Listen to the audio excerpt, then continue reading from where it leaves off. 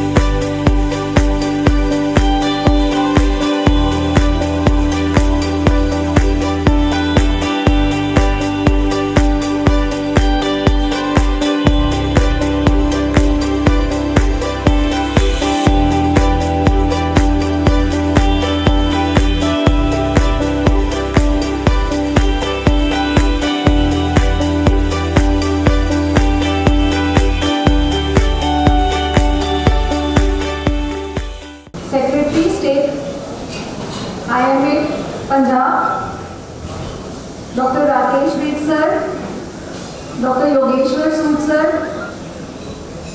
Dr. Vikram Sood sir, please. Dr. Rakesh Ved sir, Dr. Yogeshwar Sood sir, Dr. Vikram Sood sir, please kindly come to the stage. Dr. Alok Lalwani sir and Dr. JP sir.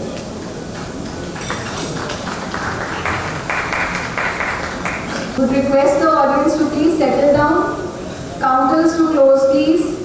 May all be free from disease. May every one of us ensure that no one suffers from pain or sorrow. Neither do I desire the crown, nor heaven, nor rebirth. I only desire to alleviate the sufferings. A reminder of the sacrifices that our valiant soldiers have done for our country. As a tribute to all of them, I would just like to have our national anthem also today. Would like to stand once again the August gathering for our national anthem.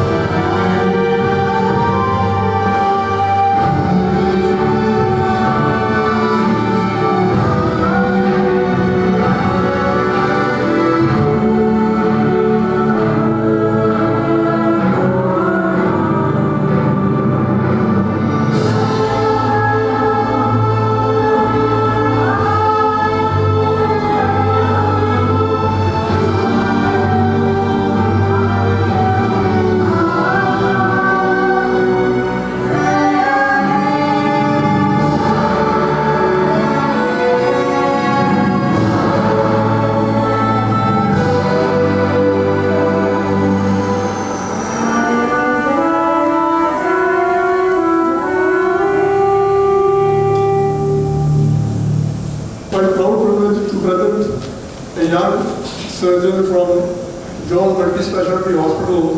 She is Dr. Swarananda, who is a consultant general surgeon. She has done her MS in general surgery in 2013 from the Institute of Medicine, Kathmandu, Nepal, which is affiliated with the Medical Council of India. She is currently into general laparoscopic and laser colorectal surgery. She has done case reports for dual primary pregnancy, carrier combination, gallbladder stone retrieval during lap polycystectomy, recurrent liver resort organ recovery. She is working in Johal Multispeciality Hospital since 2014.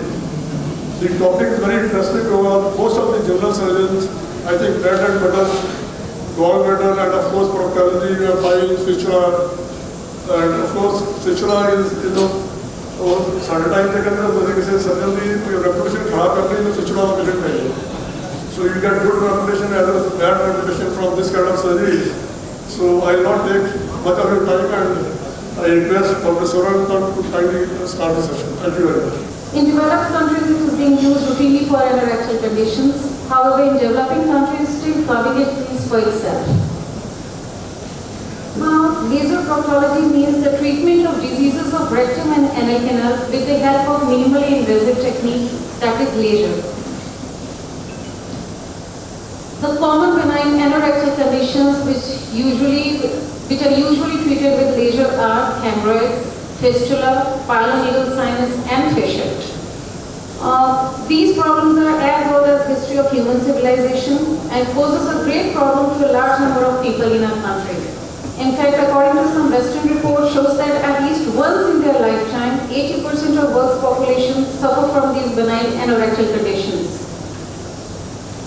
And we are going to discuss all these topics one by one to understand why laser is a very promising technique for treatment of these diseases. The first one is hemorrhoid, which is generally also called as piles.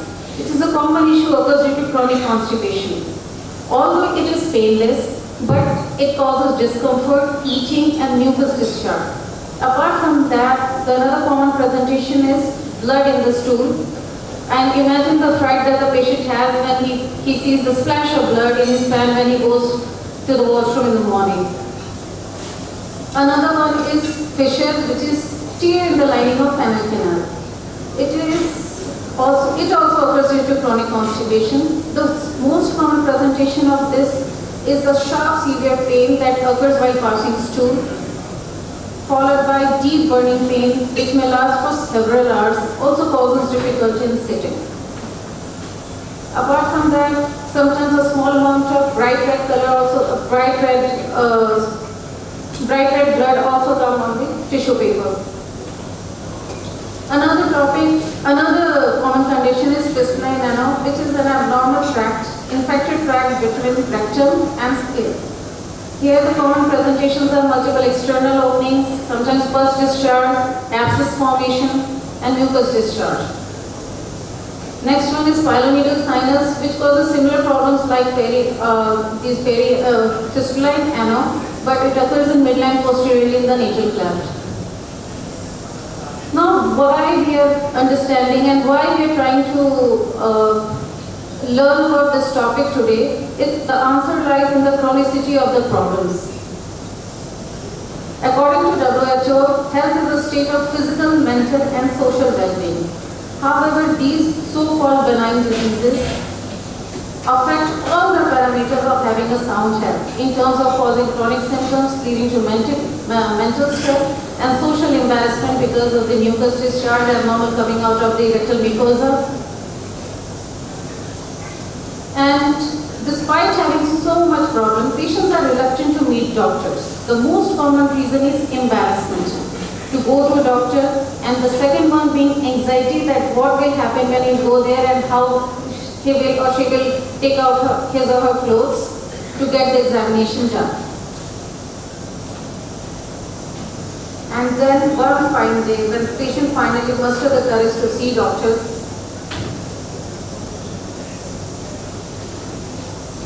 with contrasting thoughts. Here doctor sitting calm in his OPD because it is a routine procedure for him, whereas patient extremely terrified and uncertain. And when doctors give the opinion that they have to go under knife, the biggest nightmare of the patient comes to, that is surgery, the fear of pain and the fear of pain. It occurs why patients are terrified, because the traditional surgeries of these anorectal conditions, they cause extensive resection of the mucosa so that there is no recurrence, which leads to prolonged hospital stay, the recovery is delayed due to regular dressings that the patient requires, and fear of pain, that is first death. And all around the world, surgeons are still struggling to provide best surgical treatment for these problems. It is because surgeons are blamed for the recurrence of these diseases, even if it is performed in highly specialized centers. And sometimes it also increases morbidity because of the extensive resection that is done to prevent recurrences.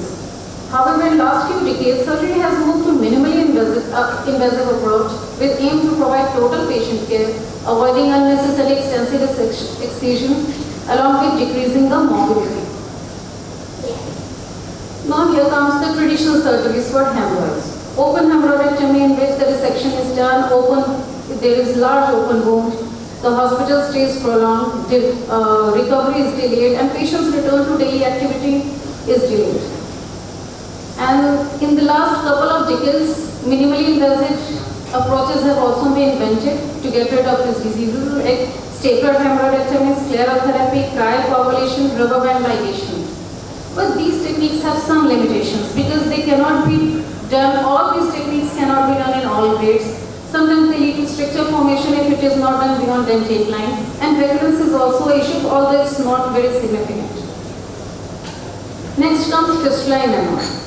Usually fistulectomy is done to get rid of this disease, this pathology. Apart from that, there are minimally invasive procedures like setum and fibrin glue.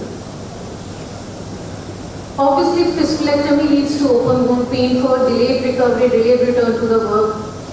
And then setum, though it is minimally invasive, but it needs to be kept for longer duration, so patient requires longer follow-up, sometimes causes irritation, and sometimes even thread gets cut, and the entire procedure needs to be repeated again. Another one is glue, which is still in its experimental phase, and a large number of recurrences has been reported in many studies. Same pyeloneedle sinus, here if abscess is formed, then incision and drainage is done.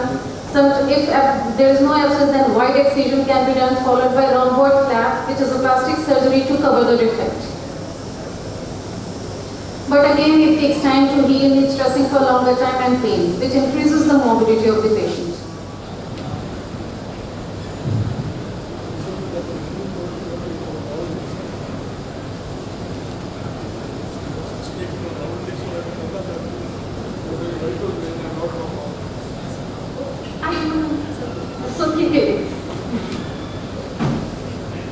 So I think the results of laser are promising, and hopefully laser will substitute traditional procedure in the future.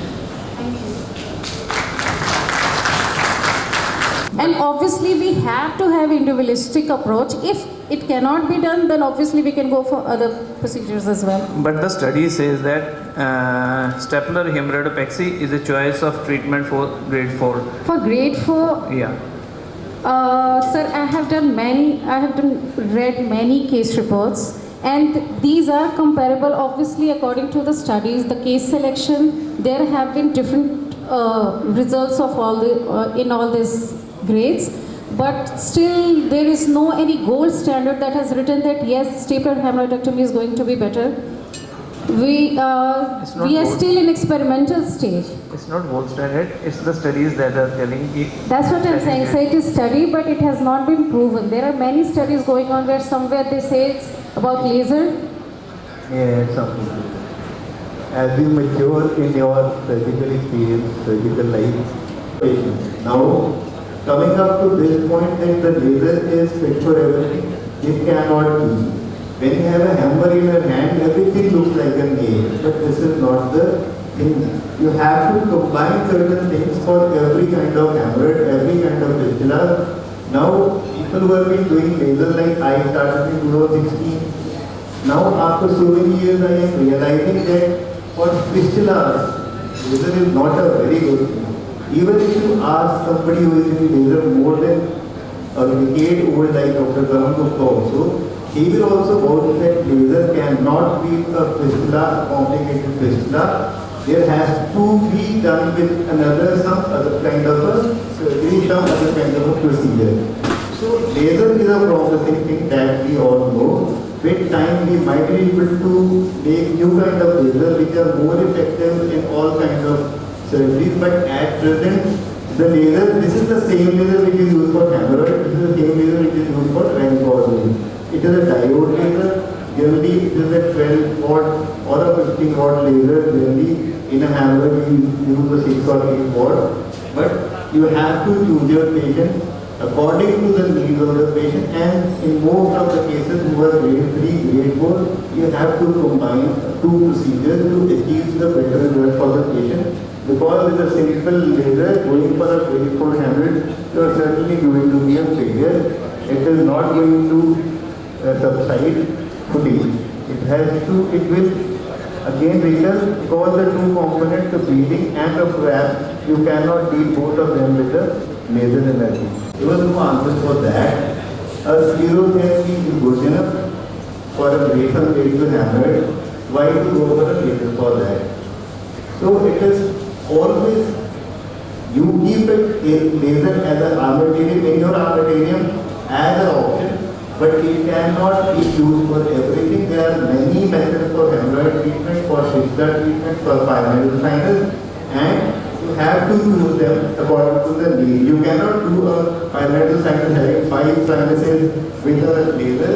It is better to do a rhomboid flap for that and then the flap for that. It will give you a better result. What ma'am is saying, yes, it is also good that every surgeon should go on laser because it is the instinct and he need to use it in conjunction with other procedures. I think Dr. Narendra has gone into great details and is fairly right about what he has said, especially about grade 4 piles. I think you have to combine with at least, you have to excise the external skin tags. If you don't excise the skin, the patient is never satisfied. Patient wants a totally clean area around the other canal. Yes. And for good results, you must combine it with high artery ligation. Whether it is stage 2 or stage 3. So I think if you combine that with high artery ligation, that gives you the best of results. It is a good method in fistula also, but you must close the tract just proximate to the canal. Yes. If you don't do that, you are definitely going to have The patients in early stages. So that is my take home message. So with that, yes. Actually, the patient who is above the age of 50. So okay. So with that, we'll close our first lecture. So may I request the chairpersons to kindly honor our speaker first. Dr. Swarnalata, please. Arthroscopy, purpose, procedure and recovery. Speaker will be Dr. Jalandhar Singh.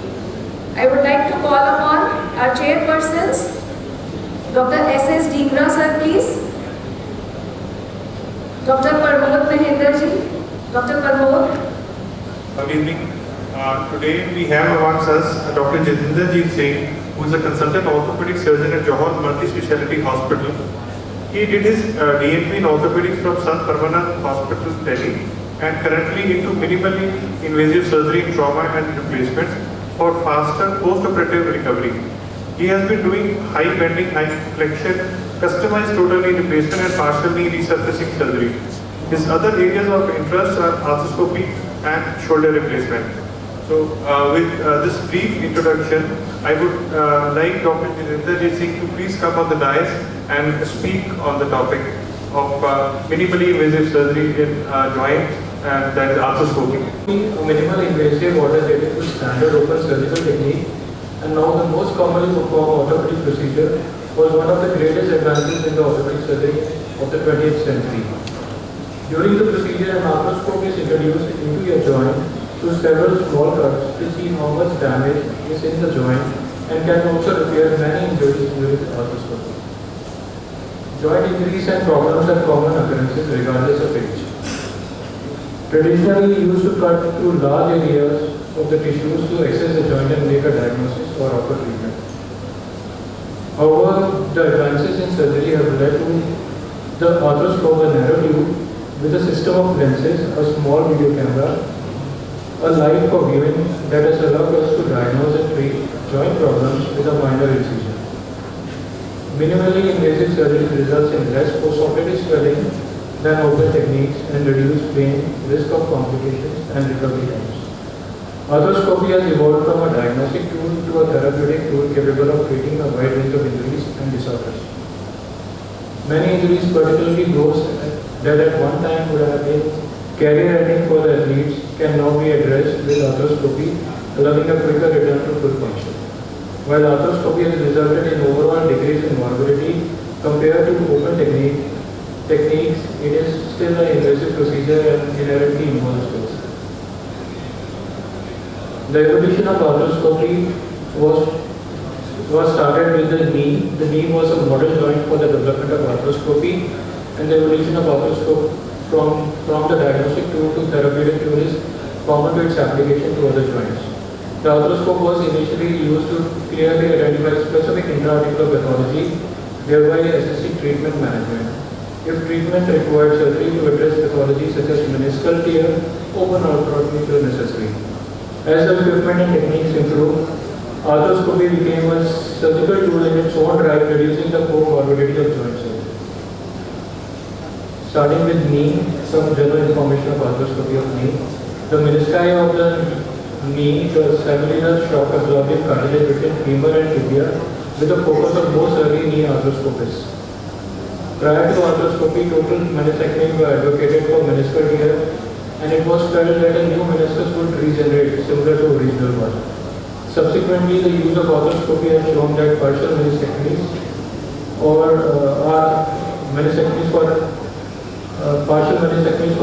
amenable tears provide better short and long-term functional results and less arthritic change than total meniscectomies. Currently, meniscal surgeries of the knee is the most commonly performed arthroscopic procedure. Peripheral tears of menisci may be amenable to repair and today can be performed completely arthroscopically. With the popularity of athletics, the advent of arthroscopy has brought the treatment of anterior cruciate ligaments of the knee to the forefront of modern orthopedics. At one time, an ACL injury would be a career ending for a professional athlete. Today, both ACL and posterior cruciate ligament can be reconstructed through an arthroscopy. Such procedures now allow all the athletes from professional to weekend warriors to return to pre-injury level of activity with appropriate rehabilitation. Other indications in knee arthroscopies are numerous and it continues to expand. Arthroscopy has proven to be beneficial, temporizing and therapeutic procedure for treatment of osteoarthritis. Knee arthroscopy for arthritis offers an alternative pain relief option for patients who are not ready for or are unwilling to undergo major surgical procedures such as knee replacement surgery. Arthroscopic synovectomy of the knees in the patient with rheumatoid arthritis or other hypertrophic synovial producing syndromes have significantly reduced complications and improved outcomes compared with open synovectomies of the knee. Osteochondral injuries and osteochondritis dissecans regions of the knee can be repaired and drilled to stimulate fibrocartilaginous healing and dissociate loose bodies can easily be removed by arthroscopy. Knee arthroscopy can also be used as an adjunct in assessing intra-articular adductional femur bladder fractures and intra-articular distal femur fractures. Knee arthroscopy offers an effective means of draining septic knee effusion as well as traumatic knee arthrosis, while at the same time offering an excellent diagnostic examination of the intra-articular structures of the leg. More recently, exciting advances such as osteochondral and meniscal transplant have continued, and these techniques will continue to use arthroscopy as primary focal of entry. Next is the shoulder joint, which is next most common joint in which the arthroscopy is performed. The shoulder is the second most common joint evaluated and treated by arthroscopy. As with the knee, early arthroscopy of the shoulder focuses focused on diagnosing and understanding the intra-articular pathology. Only in the last 2 decades has the shoulder arthroscopy been recognized as both a diagnostic and therapeutic technique with low incidence of complications. Both the linear humeral joint and subarachnoid space, a common set of shoulder pathology, can be evaluated and treated using arthroscopy. The throwing of leads shoulder arthroscopy has greatly improved understanding of normal shoulder function and specific anatomic pathology. A review of 100 procedures in athlete noted a high percentage of concomitant pathology with post-operative diagnosis such as instability in impingement of the rotator cuff, which can be addressed arthroscopically, and in case if it is done openly, both anterior and posterior approaches would have been used. Shoulder arthroscopy is currently used in evaluation of shoulder instability, rotator cuff pathology, subacromial impingement, acromial clavicular joint disorder, atypical shoulder pain in conclusive imaging studies, that is adhesive capsulitis, osteoarthritis and synovitis of shoulder. Some of the pictures of backup region which is available to treatment with arthroscopy. Our shoulder instability showing Ilsac region, which is also treated by arthroscopically. Rotator cuff pathology, where a supraspinatus rent can be seen, which can be treated arthroscopically with anchors. To let both kneel, the operative site is kept as dry as possible. This means covering them with a plastic bag when one showers. The activities to avoid are instructed when allowed back to work or to school within a few days of surgery. Full joint recovery typically takes several weeks. It may take several months to get back to normal. Rehabilitation of specific exercise can help speed up the recovery and are instructed which one are safe to do. To conclude, arthroscopy offers minimally invasive alternative to standard open surgical technique, which often require extended incisions for adequate joint exposure. Decreased comorbidity, shorter rehabilitations, and resulting socio-economic benefits are proven advantages. Arthroscopic surgery has improved the understanding of joint pathology and expanded the therapeutic option of previously unknown or less understood joint disorders, and continues to develop into a tool vital to future advances in orthopedic surgery. Thank you.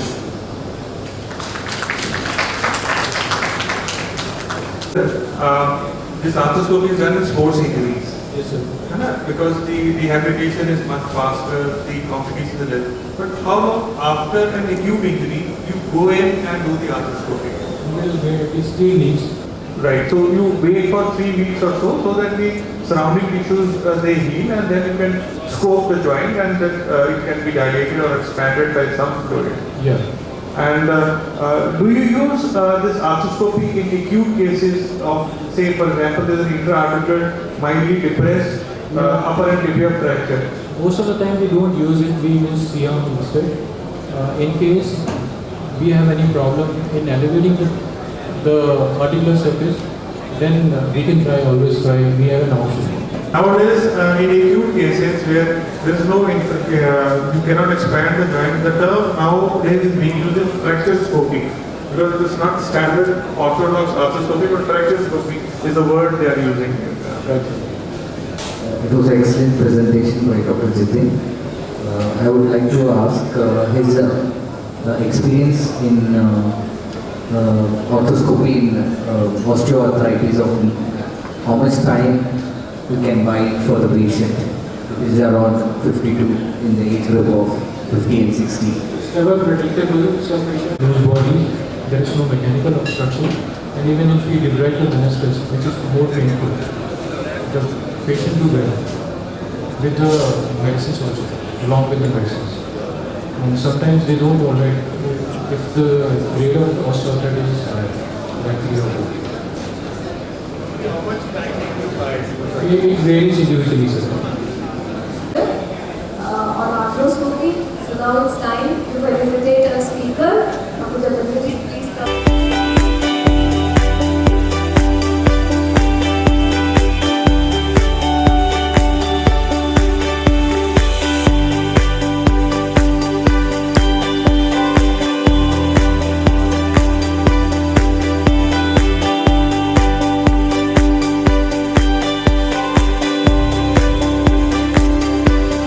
Myself, Dr. Amit Chaudhary.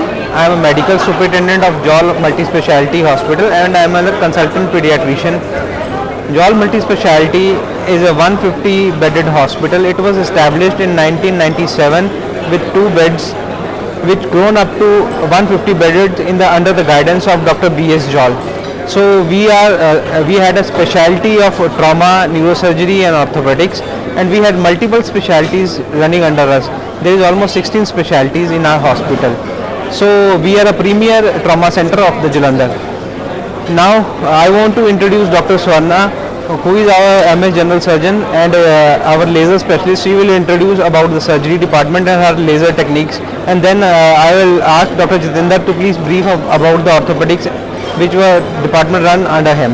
So Dr. Swarna, kindly please. Good evening. I am Dr. Swarna, working as General Surgeon in Johal Multispeciality Hospital from last 12 years. And I am a general laparoscopic surgeon, and recently we have started doing laser proctology as well. Today I had given presentation of laser proctology, which is a new emerging branch in the field of proctology with minimally invasive technique. With laser we are doing fissure, fistula, hemorrhoids as well as piloneedle sinus. This is a very advanced technique which causes less morbidity to the patient. There is no resection of tissue is done, so pain is negligible. Early resumption of activities is assumed by patients, and the quality of life of the patients increases to a great extent and morbidity is very less. Thank you. I am Dr. Jitendra Singh, consultant orthopedic surgeon in Johal Multispeciality Hospital. We deal with every kind of emergency, mostly trauma. Despite trauma, we also take care of joint and bone and joint problems of the patient in OPD as well as indoors, and are capable of giving our services as a joint replacement, arthroscopy and latest advances in orthopedic procedures. Thank you.